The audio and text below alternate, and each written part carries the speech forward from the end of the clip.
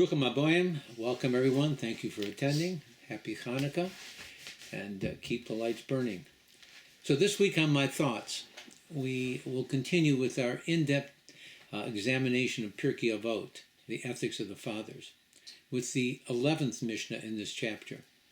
Now, the 11th Mishnah introduces us to Avtalion, who was one of the third pair of Zugot, pair of sages that led the nation in the capacity of the Av Bezdin, the head of the Supreme Judicial Court. This Mishnah introduces us to Avtalion. He was a prominent sage and leader of the Pharisees, the religious party, during the 1st century BCE. He lived from around 990 to 20 BCE. Now, he served as the Av Bezdin of the Sanhedrin in Jerusalem. He is known for his teachings and influence, particularly alongside his colleague, Shmaya. He is recognized for his contributions to the interpretation of Jewish texts and legal decisions, including the important ruling that the Paschal lamb must be offered even if Passover falls out on the Shabbat in the temple. Both he and Shmaya were well respected, and they were loved by the populace. It was customary for the people to escort the high priest, the Kohen Gadol, from the temple to his home with great honor after he had performed the Yom Kippur service. Now, the Talmud in the Tractate of Yuma tells us the story that once a crowd of people were escorting the high priest home after he had officiated in the Yom Kippur service. However, when they saw these two sages walking by themselves, they left the high priest and chose to escort them instead.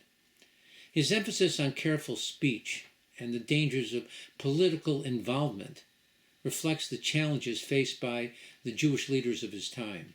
His tomb, along with that of his associate Shemaiah, is traditionally located in Jis, a village in the Galilee, in Israel.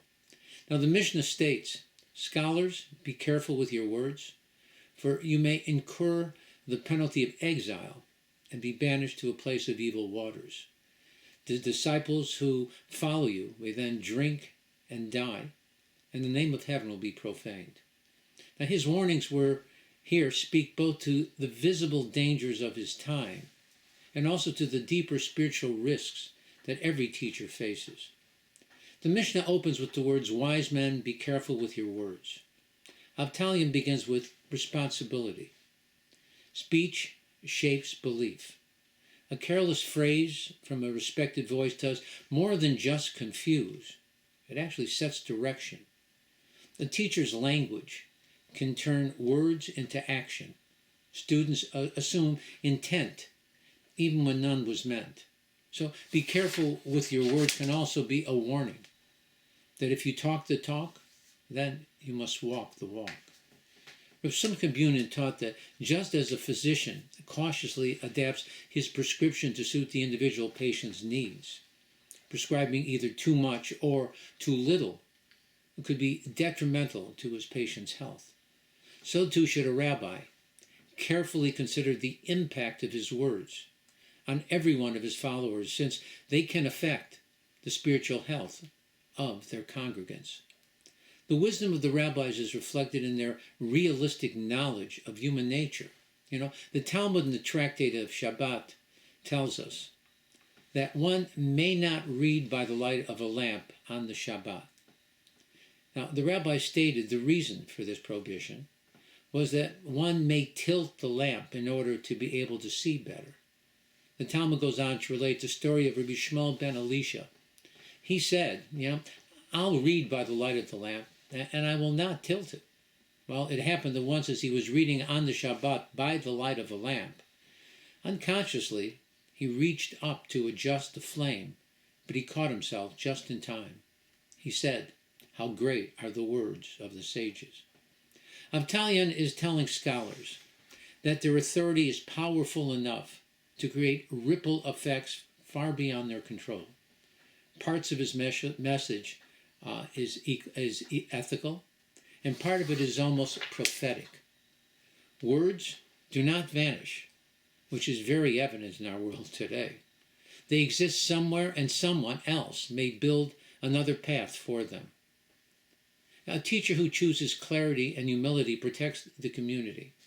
A teacher who speaks without forethought risks harm that can spread from one generation to the next. It's really actually been said, never underestimate the stupidity of your audience. The capacity of people to misunderstand your words is truly gargantuan. Strive for clarity and precise wording. He continues with, you may incur the penalty of exile. But why exile? Many commentaries understood this as a practical warning. Now, in the years before Hillel's rise to leadership, scholars who spoke in ways that threatened the ruling powers often found themselves forced to resign, or even worse. Yet the language of the Mishnah suggests more than political fear. Exile represents spiritual dislocation. When a leader loses grounding, the community loses stability. A scholar who does not guard his speech can end up wandering without parameters. The warning is not simply about geography. It's about the consequences that follow when wisdom separates from discipline. Some later commentaries said that exile also represents the internal journey one must take to repair a mistake. It's true that a word once spoken cannot be withdrawn, but a teacher can learn, rebuild, and then return all the wiser. As Mark Twain was quoted as saying, good judgment comes from experience, and experience comes from bad judgment. Avtalian's advice reminds the reader that influence brings with it accountability. The Mishnah continues with the place of evil waters. This phrase has inspired many layers of interpretation. On the surface, it refers to unsafe environments.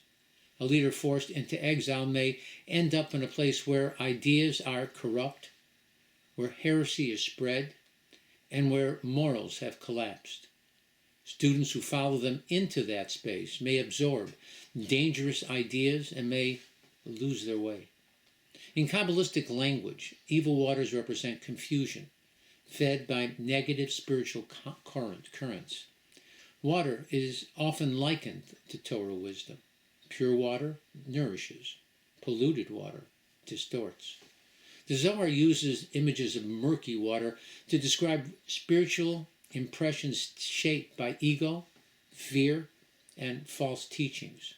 According to this view, Avtalians warns that words spoken without forethought can draw both the teacher and the community into a kind of intellectual, spiritual distortion.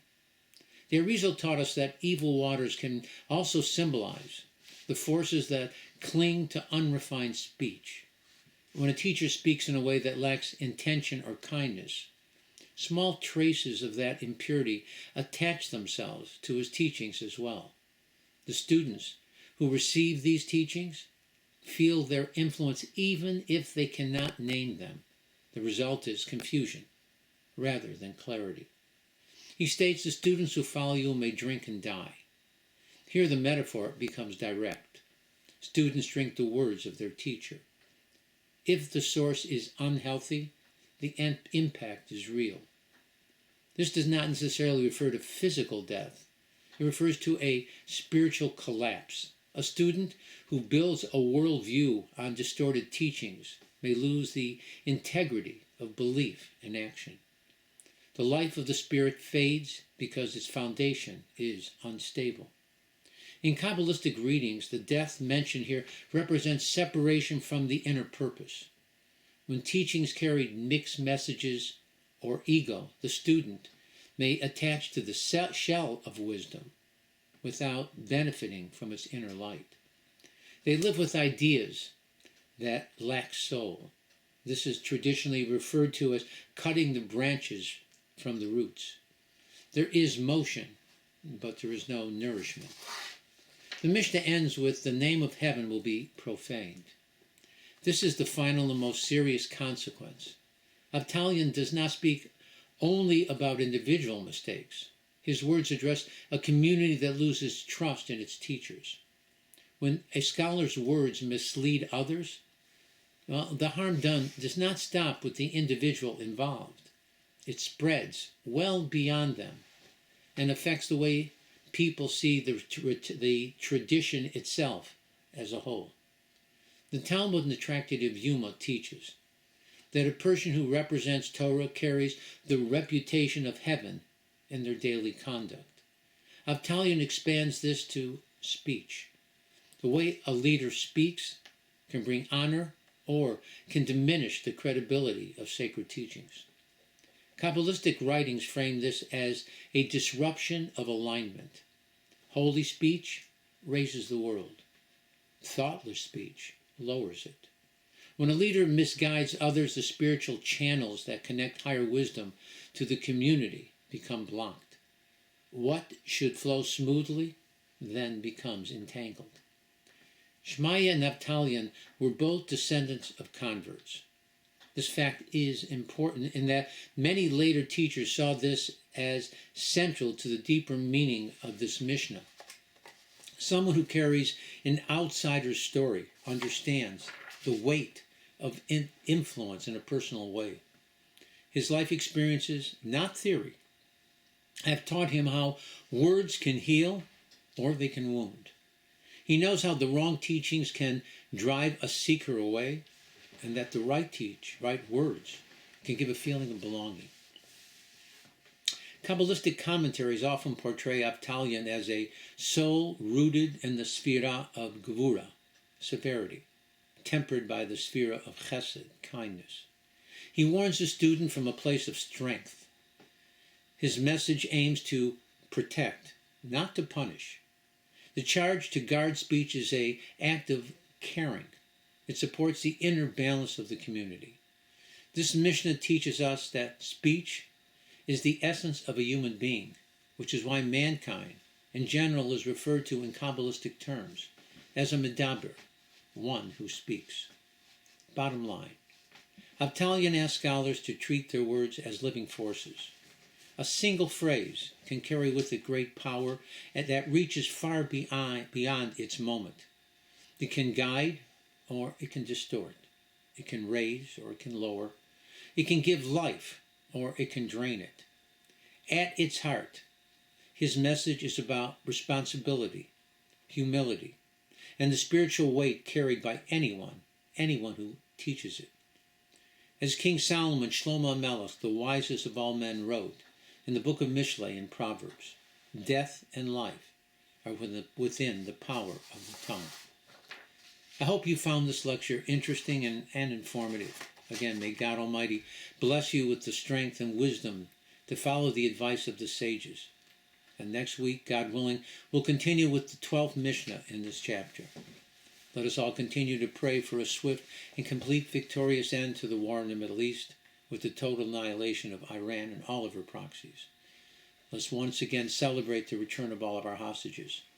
May God Almighty cure the sick and injured, comfort all the mourners, and return home all the brave IDF soldiers led by Mashiach Tzidkeinu, and let it be quickly and in our time.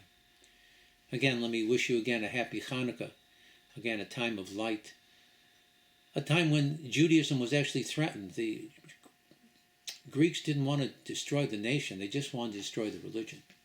And that's what we have today, a fight for spirituality.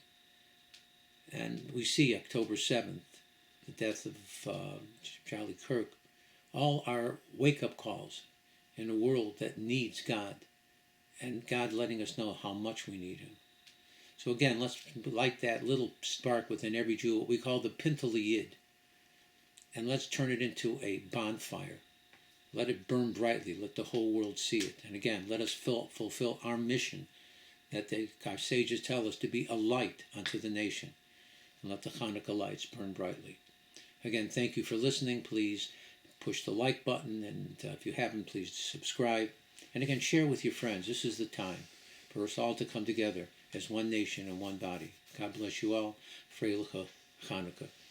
Thank you for listening.